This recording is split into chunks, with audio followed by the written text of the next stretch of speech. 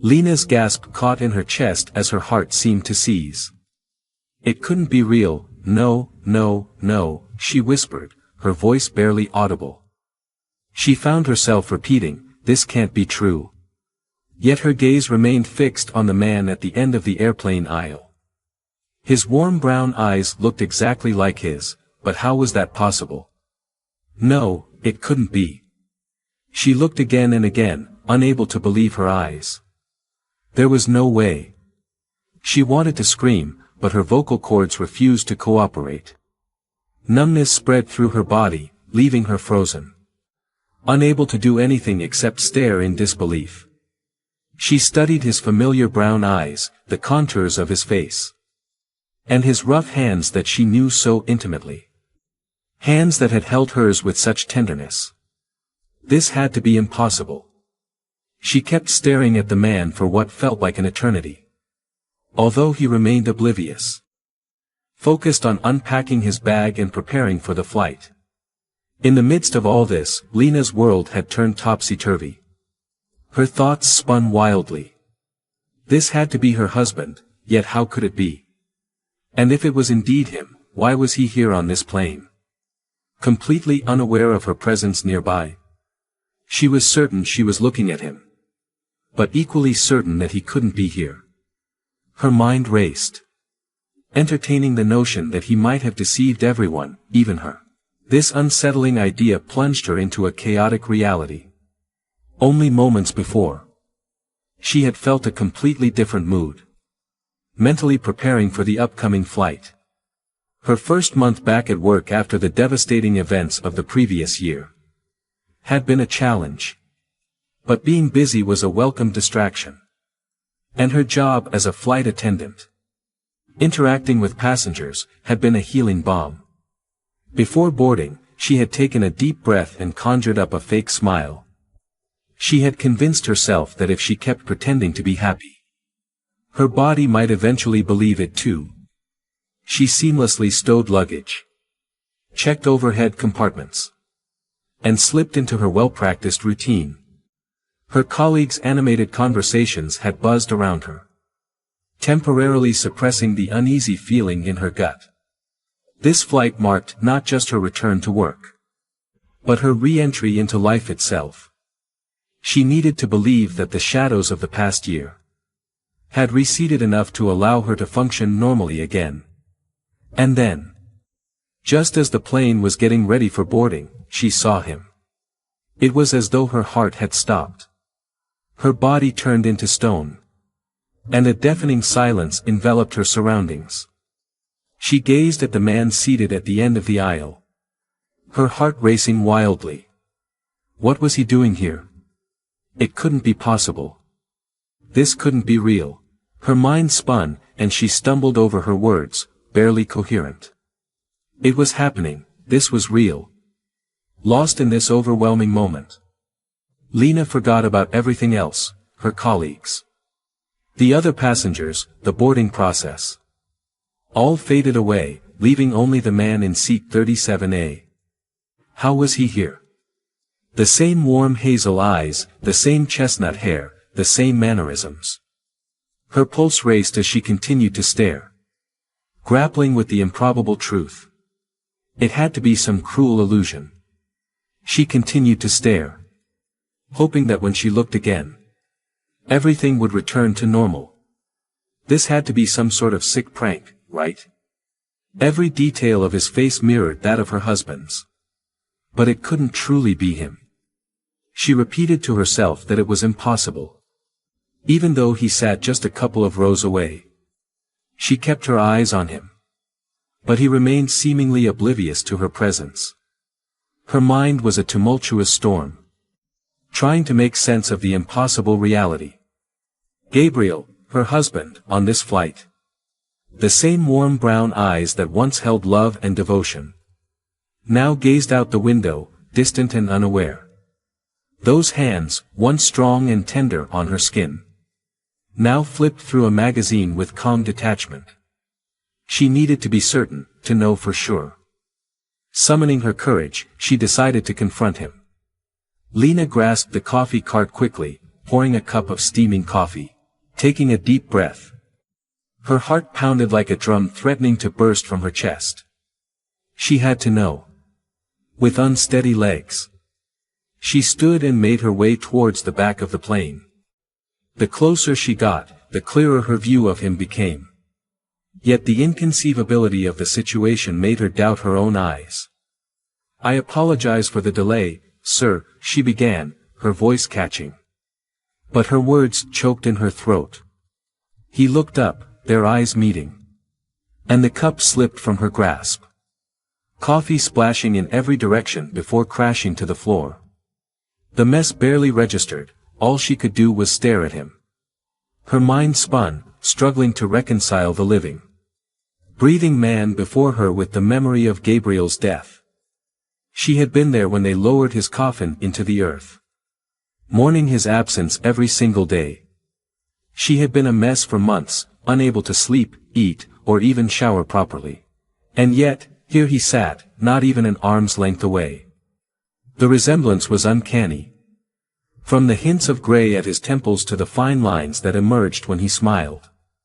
Every rational thought told Lena that this man couldn't possibly be Gabriel. But her heart pounded so loudly, drowning out reason. Consumed by the living ghost seated right in front of her, she scrutinized every detail of his face, searching for any minuscule difference, any hint of imperfection in this spectral figure that resembled her husband. Her thoughts were shattered by a piercing scream, snapping her out of her paralysis. The man, her Gabriel, was screaming at her. "What the heck is wrong with you? Are you out of your mind?" he shouted. Confusion clouded her mind. This wasn't how he would greet her. What was happening? Lena stood there, rooted to the floor, unable to comprehend the situation. Could this be real? Or was it all a dream? But he continued to shout, demanding to know if she could see that someone was seated beside her. His anger was unfamiliar, unsettling. He had never raised his voice at her like this before. Why was he acting as if he didn't know her? Her eyes welled up with tears as she stared at him, still frozen in place. A strong hand on her shoulder snapped her back to reality. It was her fellow flight attendant, Cassandra.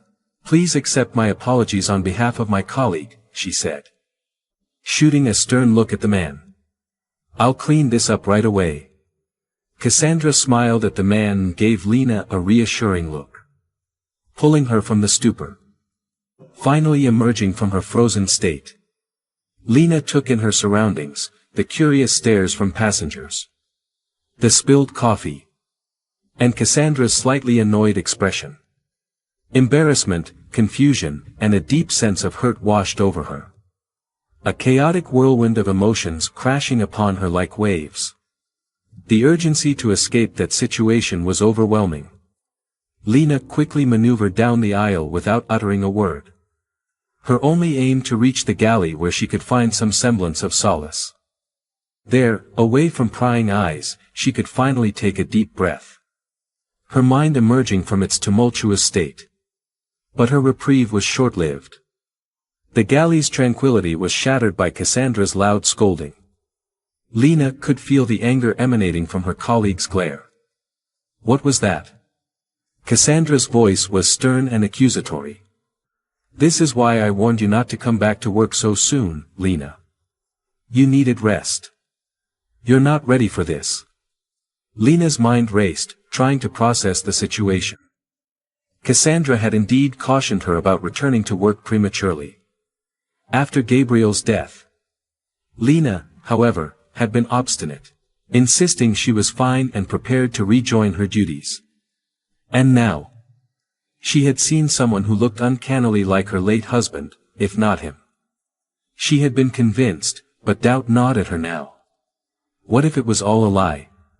What if her eyes had deceived her? Doubt and confusion entwined, leaving Lena's heart in turmoil. The memory of Gabriel's passing 6 months ago flooded back. He had been her love since high school, the one who mended her heart after breaking it. Their relationship had grown.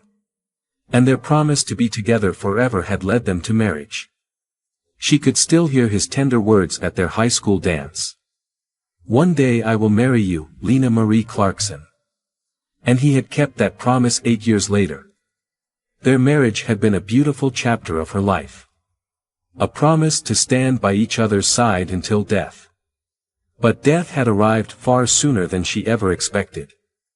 Gabriel had suffered a heart attack. And passed away just 10 years into their marriage. It had been a swift and devastating blow, turning her world upside down. The transition from happily married to suddenly alone was a jarring shock.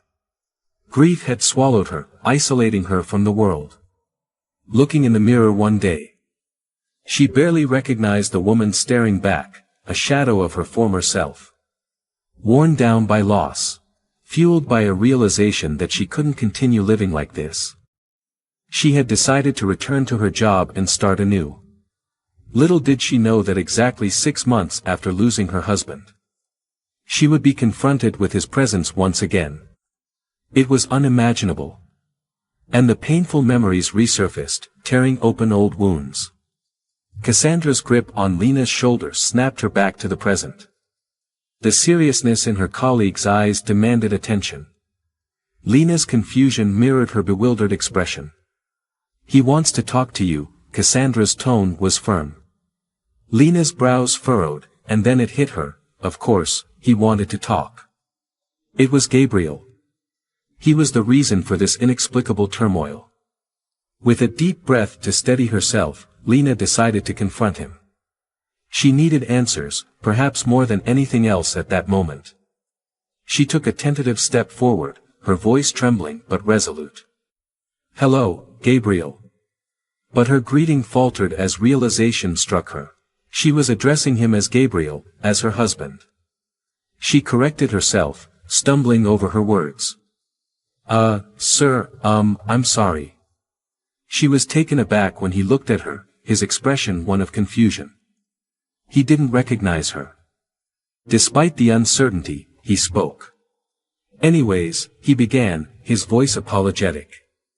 "I wanted to make sure you're okay." An apologetic smile accompanied his words. "I was a bit harsh on you earlier and could sense that you were tense." "Is everything all right?" he asked. Lena was taken aback. How could he possibly say that? Didn't he recognize her? Or maybe he truly didn't. Utter confusion swept over her. His face clearly displayed that he didn't know her. And his politeness seemed genuine. Was he losing his mind? Or was it her own sanity that was slipping? Could this be a complete stranger who had no connection to her late husband? Her thoughts tangled in a web of uncertainty. She knew she needed to unravel this mystery. And escape the conversation as swiftly as possible. "Thank you for your concern, sir," she replied, mustering a polite smile. "I'm all good. Is there anything else I can do for you?" "No, that's all right," he smiled, then reached into his wallet. "Wait a second." He handed her a white business card. "This is my business card. I'm afraid I ruined your dress." He pointed to her coffee-stained skirt. "My secretary will reimburse you." "I apologize once more." "Oh, sir, that's fine. You don't have to," Lena began. But he insisted, interrupting her protest. "Please, I insist," he persisted. Lena was baffled by the turn of events. But she knew she had to distance herself from the situation. "Thank you, sir. I really appreciate it," she said hastily, hoping to bring the conversation to an end. "Have a nice day," she added as she hurried away. Once she was back in the rear section of the plane, Lena released a deep breath. She glanced at her trembling hands. Her entire body still reeling from the encounter. It felt like she had seen a ghost with her late husband's face. She needed to talk to someone, to ensure she wasn't losing her mind. And she knew exactly who to turn to, Cassandra. Nervous, didn't begin to describe the tone of her voice as she asked. "Cassandra?"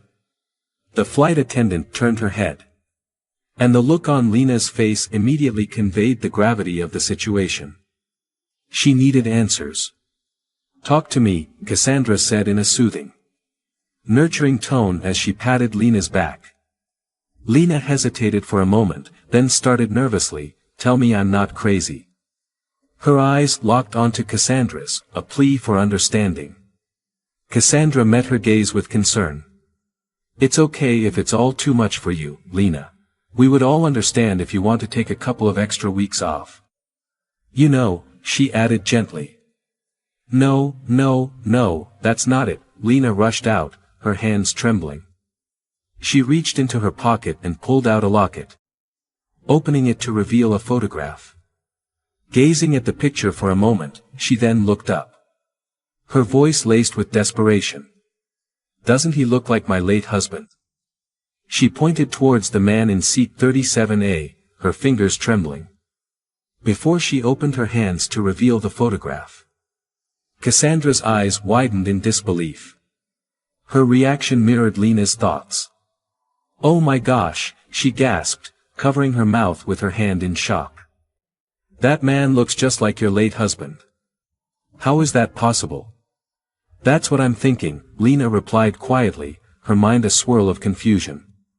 The relief she felt was palpable. Cassandra saw it too. It wasn't just her imagination, the resemblance was striking.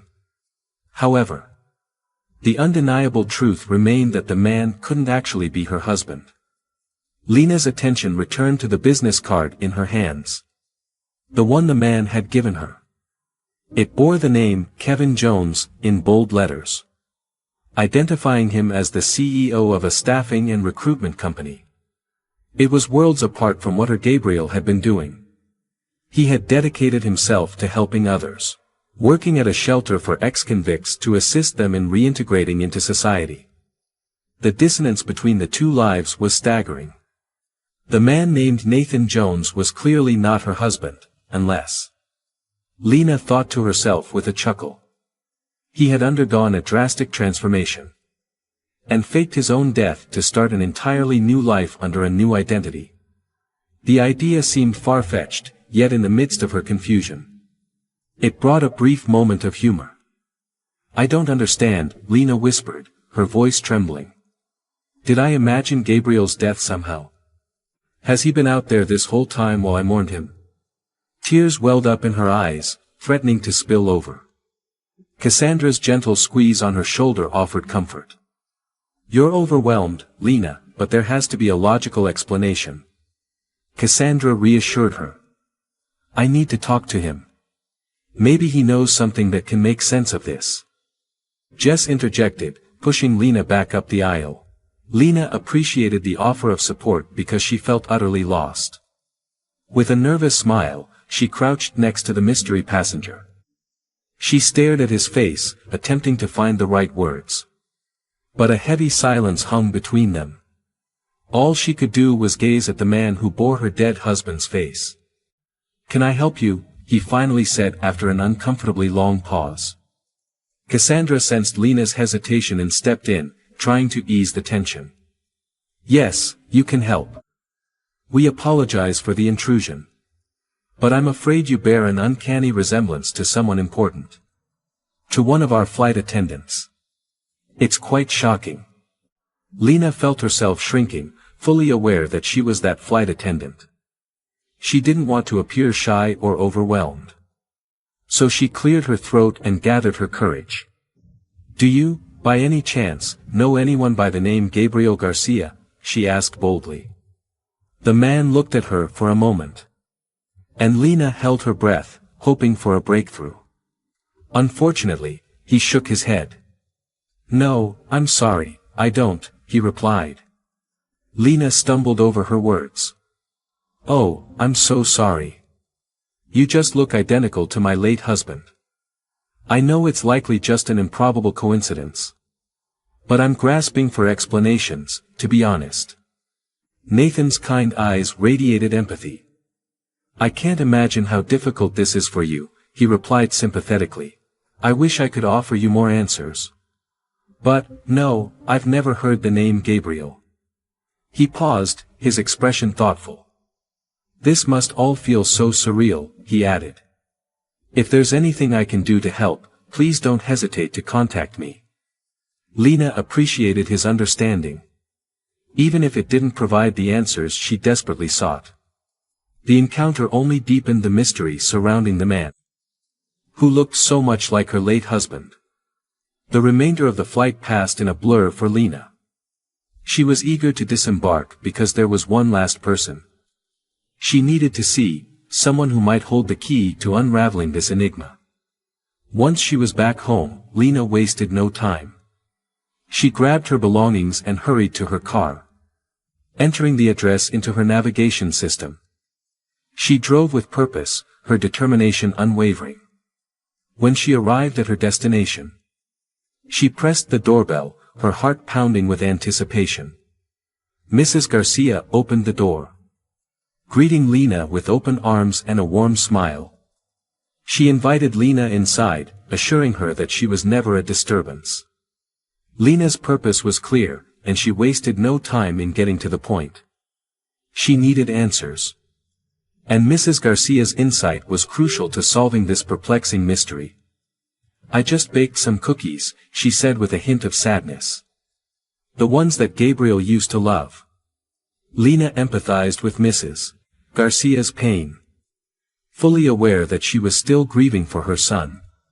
With a deep breath, Lena explained the situation about the man on the flight who resembled Gabriel, showing her the business card as evidence. Mrs. Garcia's eyes welled up, and Lena could see the mix of emotions in her expression. Is everything okay, Mrs. Garcia? Lena asked gently, squeezing her hand. I know this is hard for you, but I needed to get some answers. I'm sorry to bother you with this. Mrs. Garcia took a shaky breath, and requested that Lena fetch an album from her bedside drawer. Lena did as instructed, and they both sat down at the kitchen table. Mrs. Garcia opened the album, and Lena couldn't believe her eyes. The truth she uncovered left her stunned and emotional. Tears welled up in Lena's eyes, and her body trembled as she saw two twin babies in the photos. One of them was recognizable from old baby pictures of Gabriel, but the other was unfamiliar. Lena couldn't comprehend what she was seeing. Did Gabriel have a twin brother? Mrs. Garcia shared a shocking revelation. The babies in the photographs were indeed Gabriel and his twin brother. Lena was astonished and listened intently as Mrs. Garcia continued to explain, revealing new information that left Lena baffled. Mrs. Garcia shared a painful truth: Gabriel didn't have a father, and she had to raise him on her own. When she discovered she was having twins, she knew she couldn't manage two sons alone. So she made the heart-wrenching decision to leave one of them at an orphanage. Lena was in disbelief, struggling to grasp the reality of the situation. She couldn't imagine the difficult circumstances Mrs. Garcia must have faced. Lena felt empathy for her, understanding that she did what she believed was best for the child's future. As tears streamed down Mrs. Garcia's face, Lena felt torn between anger at the secret kept and compassion for the challenging decision she had made. Mrs. Garcia's love for her sons was evident, even in her regretful confession. With her thoughts filled with concern for Nathan, Lena hoped he had a better life growing up than Gabriel's difficult childhood.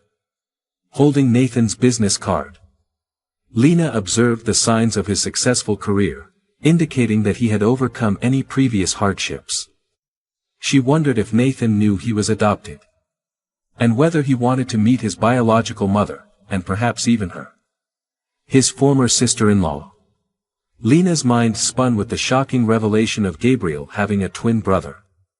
She looked at Mrs. Garcia, who had tears streaming down her face.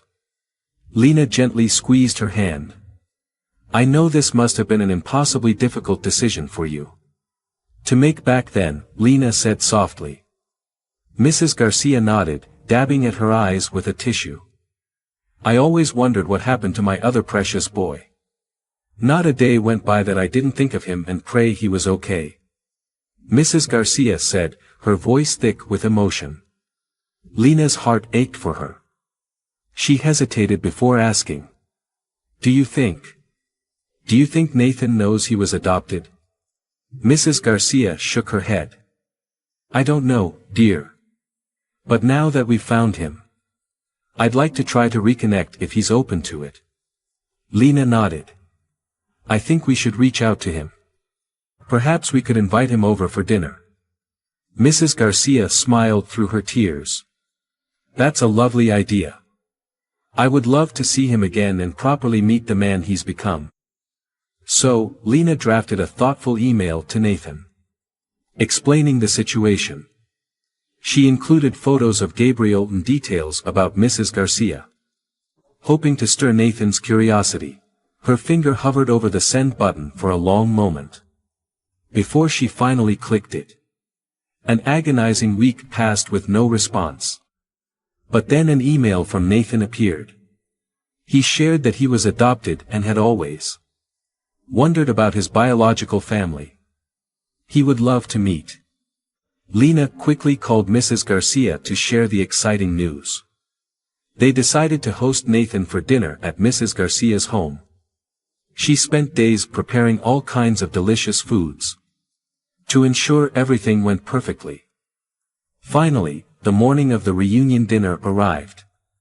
Lena went over to Mrs. Garcia's house early to help her get everything ready. Mrs. Garcia was a bundle of nervous energy, fluffing cushions, rearranging photo albums, and fussing over every little detail. Lena helped set out an assortment of snacks and appetizers. For when Nathan arrived, she could sense Mrs. Garcia's anxiety. It's going to be wonderful, Lena reassured her, squeezing her hand. At precisely 6 p.m., the doorbell rang. Lena and Mrs. Garcia exchanged anxious glances. This was the moment. Lena opened the door with a warm, welcoming smile. Hello again. Please come in. Nathan stepped inside tentatively, and Mrs. Garcia immediately pulled him into a tight embrace. They held each other for a long moment, both crying tears of joy. Nathan clung to her, burying his face in her shoulder. The emotional reunion brought tears to Lena's eyes. Over dinner, Nathan and Mrs. Garcia talked for hours. He was hungry to learn everything about his family and upbringing. Mrs. Garcia shared stories about Gabriel and details of Nathan's early childhood before the adoption. Nathan listened intently, marveling at the uncanny ways he was similar to Gabriel. He was amazed to find parts of himself in these family stories. Lena could see Nathan's sense of belonging growing. This reunion healed a wound in all their hearts. That emotional dinner marked a new beginning for their family. Nathan became a regular fixture at Mrs. Garcia's home, making up for lost time. He and Lena grew close, bonding over shared memories of Gabriel. Lena found comfort in seeing parts of her late husband living on in his twin brother. There was a hole left in all their hearts after Gabriel's passing. But Nathan's presence allowed them to heal and fill that void. Mrs. Garcia was overjoyed to reunite with the son she thought she had lost forever. Having Nathan back in her life was a blessing, completing their family once again. Though the road that led them there was painful, Lena knew this was how it was always meant to be. Their lives were intertwined, and now they could move forward together.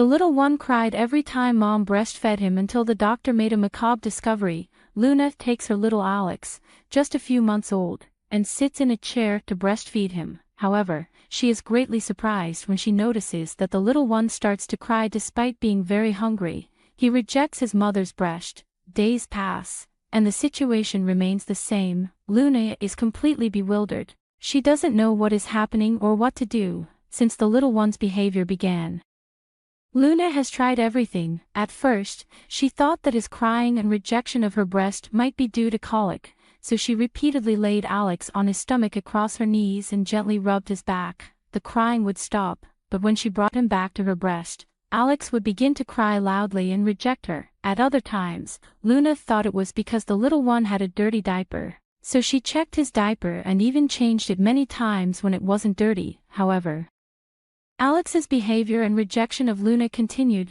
Luna even thought it might be due to her smell, so before starting to breastfeed the little one, she would take a bath, but that didn't work either. Each day that passed, Alex's crying became more intense, until one day Carmen, the neighbor from the apartment next door to Luna, knocked on the door. "Hi, neighbor, how are you?" "I'm good, neighbor, and you?"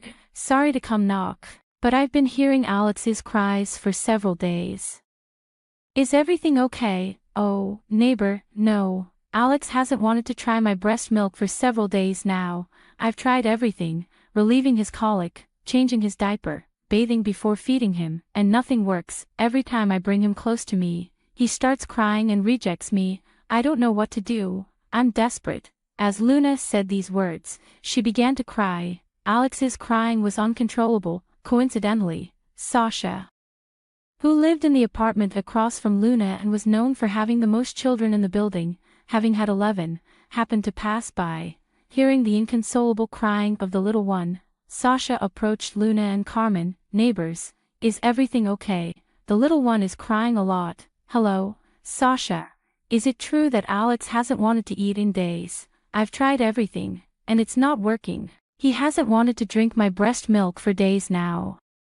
I even bought a formula I saw on TV that is supposed to be good, but he eats very little. I don't know what to do." "But Luna, he must be sick." "I don't think so, Sasha. He hasn't had a fever. He's been fine with his bathroom habits. He hasn't vomited. In fact, during the day, he's normal. He only cries when I bring him close to my breast. Maybe he just doesn't like me." "No, Luna, don't say that. I think you should take him to the doctor to have him checked." "I don't know, neighbor. You know I don't trust doctors much, and I don't like them prescribing so many medications. I've always been against that. That's exactly why I wanted to heal with the midwives from my mom's village." "Luna, could he be suffering from indigestion?" "I hadn't thought of that. Maybe something didn't sit well with him, and he's feeling bloated. You should take him to Amelia. When my kids had indigestion or were fussy, I took them to her, and she would quickly get them out of trouble. Besides, she only uses natural remedies. Go and tell her how you've seen your little one these days. I think she'll be able to help you." "I hadn't thought of that. I'm going to see her right now." "Thank you so much, neighbor." Luna entered her house, took her keys, her wallet, and Alex, who at that moment had fallen asleep because he was tired from all the crying. When Luna arrived at Amelia's house, she knocked on the door, and it was Brisa, Amelia's 9-year-old granddaughter, who opened it. "Hello, Brisa, how are you?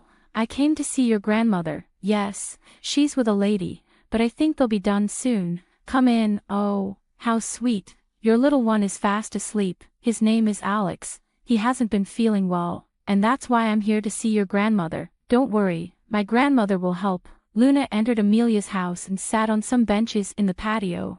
Besides being the official midwife of the village, Amelia was known for her reputation as a shaman. People said she performed rituals and even spells for different things, like attracting money, love, luck, among other things. She also healed little ones when they were sick. She helped the ladies and young girls of the village to feel better, as the nearest doctor was more than 2 hours away. After sitting for a few minutes in Amelia's patio, Luna saw a young girl come out, and immediately Amelia called out, "Come here, girl." Luna got up from the bench and walked toward a small room in front. Upon entering, she saw that the room was filled with jars of strange colored substances, many plants, and a lot of smoke coming from the incense that was burning everywhere. "Sit down, daughter. Your little one is so cute. How can I help you? Something is wrong with your child, isn't it?" Luna detailed her unfortunate situation with her little angel to the elderly woman. "Oh, my friend Sasha always brought her children to me when they were sick or fussy. Now she brings me her little ones. Let me hold the baby." "Of course, please." Amelia took Alex, laid him on a small table in the room, uncovered him, and began to examine him. She gently touched his head, checked his chest with her hands, and softly touched his tummy, examining his legs, feet, arms, and hands. At that moment, Alex woke up and looked at her. Luna got scared, thinking he would cry. However, the little one just smiled, and Amelia began to play with him. In these days, has Alex been startled or heard any noises that might scare him while he's sleeping? Have you seen him jump or maybe heard him cry when he's asleep? Actually, no, I haven't noticed anything like that you mentioned. Let me explain, daughter. Sometimes, when little ones like your child hear loud noises, they get scared, which causes their angels to drift away from them, and they feel a lot of fear. I'm going to perform a small ritual to bring his angel back to his side and keep him safe. Okay, that's fine. Don't you think he might be suffering from indigestion? He hasn't had vomiting, fever, or diarrhea, but I think that maybe something didn't agree with his tummy. I don't think he's suffering from indigestion, but I'll give him a little olive oil to help clean out his stomach to put your mind at ease. Amelia took a bunch of the many herbs in the room, cut it in half, and placed them in a dish on another table, where there were also several bottles of liquids with different scents. She then took a bottle with a green liquid and poured a splash into the same dish with the herbs, mixing everything perfectly until it formed a kind of paste. She took some with her hands and placed a bit on Alex's head and next to his little eyes.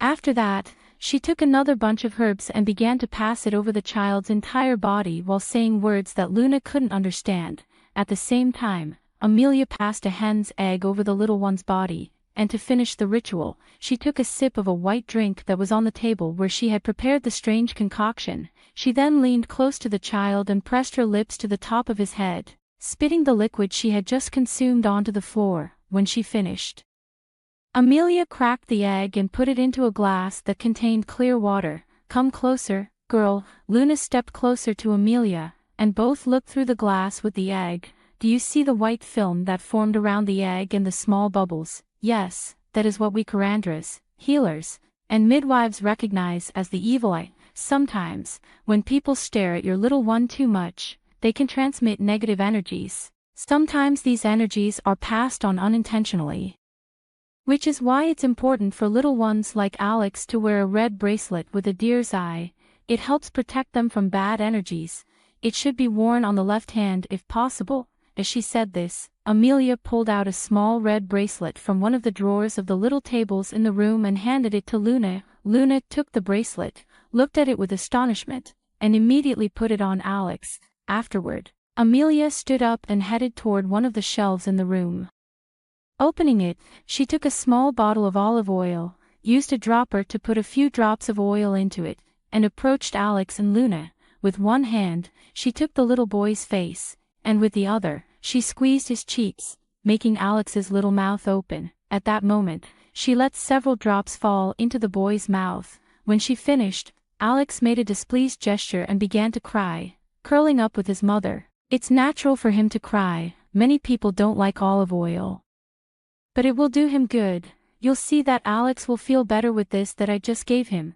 If he doesn't recover in about 2 days, come see me again." Luna nodded and took a handful of bills out of her purse, giving them to Amelia, who accepted them. After that, Luna took Alex, covered him, and they both left the room. That night, the little boy fell into a deep sleep and did not wake up to take his nighttime bottle, so Luna took the opportunity to sleep and recover all the energy she had lost in the previous days due to the little one's discomfort. The next morning, Luna woke up because she heard Alex crying. She picked him up in her arms, and at the moment she tried to feed him, the little boy began to cry even harder and rejected her again. At that moment, Luna noticed that Alex's diaper was dirty, so she changed him. But while changing him, she realized that the little one had a slight case of diarrhea.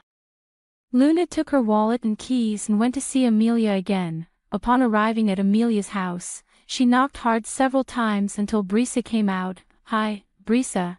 Is your grandmother home?" "No, yesterday after you left, my Aunt Sonia called her, and she went with her. I think her daughter was going to have a baby, and my grandmother went to help, but she hasn't returned. I'll come back looking for her later. Thank you very much." Luna returned home worried because Alex's crying was inconsolable and uncontrollable. She was desperate and didn't know what to do, so she thought of going to Carmen, her neighbor. She left her house and knocked on the door. After a few minutes, Carmen opened it. "Neighbor, what's wrong? Is everything okay? Sorry to bother you, neighbor, but yesterday I went to Amelia to treat Alex. When we got home, he was fine, but this morning he rejected my breast milk again, and he also has diarrhea. I went to look for Amelia, but her granddaughter told me she went to attend to one of her nieces who is going to give birth and doesn't know when she'll be back. I don't know what to do, neighbor. I'm desperate." "Calm down, neighbor. I know you don't like doctors, but don't you think it would be wise to take Alex to a doctor? Maybe he can give you an accurate diagnosis. Look, if you want, let's go to the clinic. I know it's far, but they have specialists there. And maybe a pediatrician can see Alex." "Yes, neighbor, you're right. That's the best idea. I'm going to look for Paco, Sasha's son, to see if he can take us in his car so we can get there faster. I'll be right back for you." Carmen ran to look for Paco, who was just at the entrance of the building washing his car. She explained the situation, and the 30-year-old young man agreed to take them for a reasonable fee for the trip since that was how he made a living.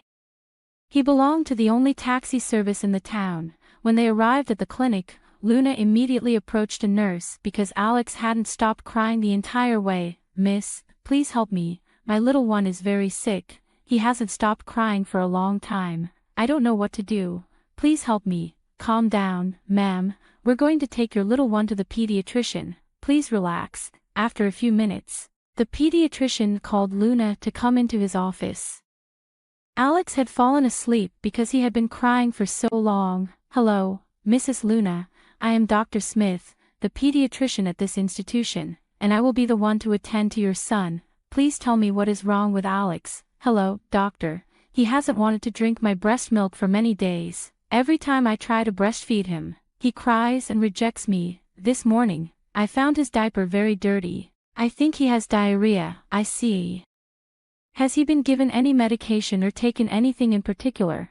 "I bought him a formula milk I saw on television. He drinks it, but only a little. I took him to the town's healer yesterday. She did a ritual supposedly to attract his angel and gave him a teaspoon of olive oil. As soon as she mentioned the olive oil, the doctor made a gesture of displeasure and shook his head negatively. After a few seconds of silence, the doctor stood up, took his stethoscope, a small flashlight, and a tongue depressor. "Let me examine Alex." The doctor picked up Alex and, just like Amelia, began to examine different parts of his little body. He checked his head, feet, hands, arms, gently palpated his chest and abdomen, and then listened to his heart with the stethoscope. He also listened to his tummy. He paused for a few moments, then took the lamp and the tongue depressor to examine his eyes and mouth. At that moment, the little one woke up and made a slight pout, which immediately stopped. "I see now, Mrs. Luna. Alex is showing signs of dehydration due to diarrhea,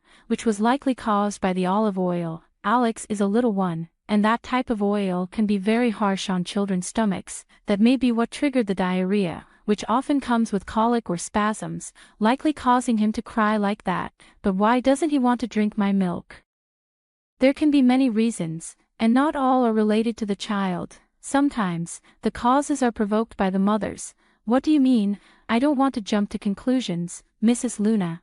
I will send you and Alex for a series of tests to determine what is happening and to understand why he is rejecting your milk." "Okay, doctor." The doctor took a large sheet of paper from his desk, listing many tests that Luna had never imagined existed. He crossed out a few and handed it to her. "Take this sheet to the laboratory. It's still early, so I think they can do the tests for you. Has Alex eaten anything this morning?" "He hasn't eaten anything, doctor. Neither of us has eaten." "Perfect. Then I think they can do the tests right away. Please go to the laboratory and ask them to conduct the tests. When you have them, come back to see me. I will also prescribe medication for the diarrhea and stomach pain. This will help him feel better. We have this medication at the pharmacy on the ground floor. Take good care of your little one and take care of yourself as well, please. And ma'am, I don't want to be intrusive, but sometimes medicine is the best option to rule out or have more accurate diagnoses without putting people's health at risk." Luna stared at the doctor in silence for a few seconds, then left the office and headed to the laboratory. There, both she and Alex underwent a series of tests ranging from urine to blood tests. After nearly 3 hours in the laboratory, Luna left the clinic and found Carmen and Paco. "Carmen, you had me worried. What did the doctor say?" "Sorry, neighbor, it's just that the doctor sent us to do many tests. I took the opportunity to get the tests done right away. You know how difficult it is to come all the way here, and with Alex sick, it's even worse, but let's go.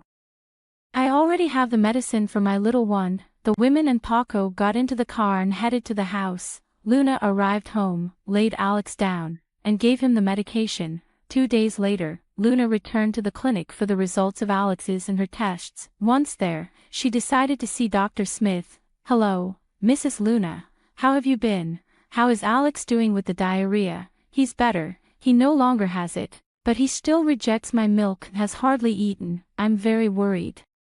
"I have the test results, doctor." Luna handed the doctor the series of tests he had ordered. Dr. Smith took several sheets from a folder, examined them closely, first analyzing Alex's tests, then checking Luna's tests. Upon reviewing them, he made a gesture of surprise and remained silent for several minutes. "I see now, Mrs. Luna. Alex's tests came back very well. Except for the diarrhea he presented due to the olive oil, the little one is in perfect condition.